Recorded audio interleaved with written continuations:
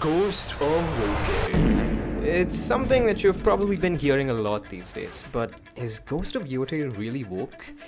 I don't think so, and I'll explain exactly why in a second. But first, what the fuck does woke even mean anymore? Initially, the word signified discrimination with the phrase stay woke, but now it's brought in to highlight awareness in all social inequalities. Sexism, LGBTQ, trans communities, all that. And now it's in video games too? How? Well, thanks to DEI. Diversity, Equity, and Inclusion. A framework for embracing representation and fucking ruining everything. It sounds nice on paper, but it's a corporate agenda, poorly done and forcefully shoved down your throat, usually for selfish gain. And half of the time, it isn't even enforced by the real communities, thus wrongly portrayed too.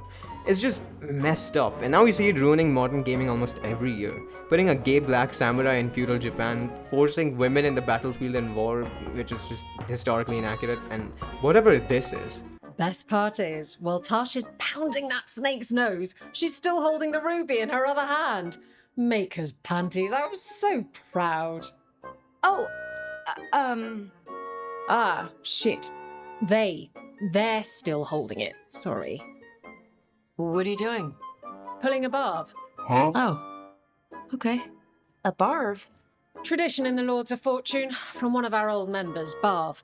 Good guy, but like most of us, his plans went sideways a lot.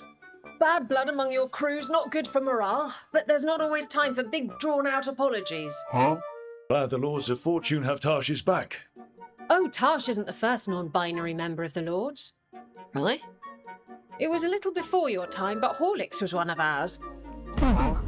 Dragging shit like this into games when it doesn't suit the premise, history, or story is just a massive turnoff. It often ruins the entire credibility of the game. But Ghost of Yote doesn't feel like an agenda. In fact, it looks like a fresh take on a new female character that actually feels natural for the first time. She doesn't feel forced, and that's what so many games fuck up. They make it forced. Their woke beliefs take center stage than the actual story. And Ghost of Yote finds the perfect balance in this. So why the confusion? Why do fans call it woke? Probably because of these two issues. One valid, the other not so much. Let's talk about that. First off, the protagonist, Atsu. Most fans hate her because she's a woman samurai and those didn't exist, which is just wrong. Women samurai did exist in feudal Japan, but they weren't granted high-ranking positions, only trained in combat. On top of that, Atsu isn't even a samurai. She's a Ronin samurai serving no lord or master, but just a wandering warrior. She doesn't follow the samurai's bushido or the code of honor or loyalty.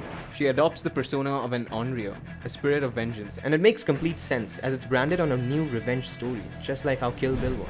And look how badass Kill Bill is. She worked as a character because the character itself was well developed and freaking awesome. Atsu does both.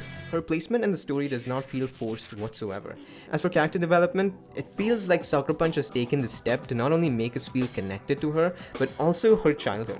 Because we know her parents die and it's these 6 people that she's hunting, and also a flashback mode that lets you traverse through her memories when she was a kid. If the character was solely made to push an agenda, you'd clearly spot random hints or forced dialogues and behaviors that clearly feel unwanted. But none of that's actually here.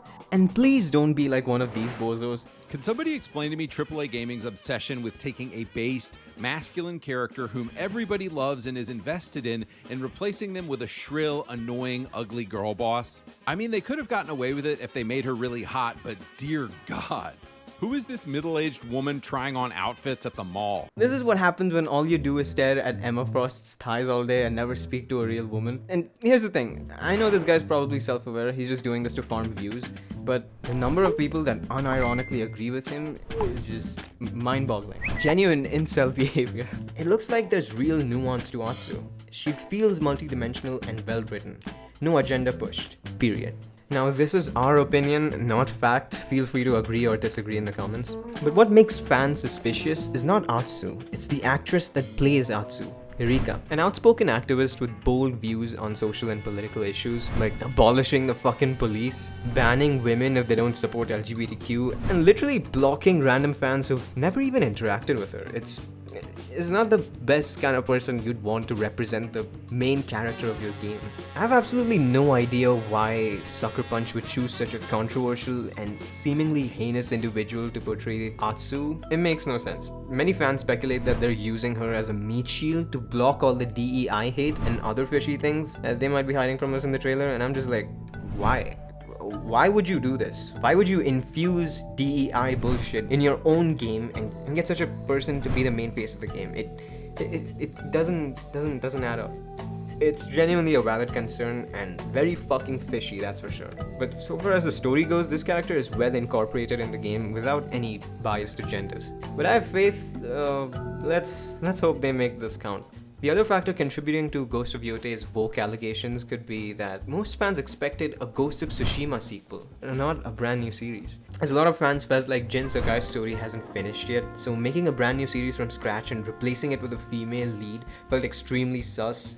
And Atsu's actress being such a controversial figure does not help the case. But the thing is, in our opinion, Jin Sakai's story did end. Sure, the war was left and so were many more enemies, but that's the point of his story. He's a war hero. He keeps fighting in the war and the enemies keep coming in. It was a pretty conclusive and poetic end to Jin's story, though this is completely opinionated. Something else to consider that everyone's under the misconception that Sucker Punch will never make another Jin Sakai sequel. But that's never actually been stated by the studio. People just fell under this misconception from hearing everybody else talking about it with no real evidence. And from a creator's perspective, I kinda get it. It often gets boring as hell working on the same game over and over and over and over again. It's extremely draining and you wish to do this game justice, so sometimes starting off with a clean slate often helps a lot. It's rejuvenating and I'm glad they made this move. And there's always a good chance of them making a sequel to Ghost of Tsushima. Ponder on that.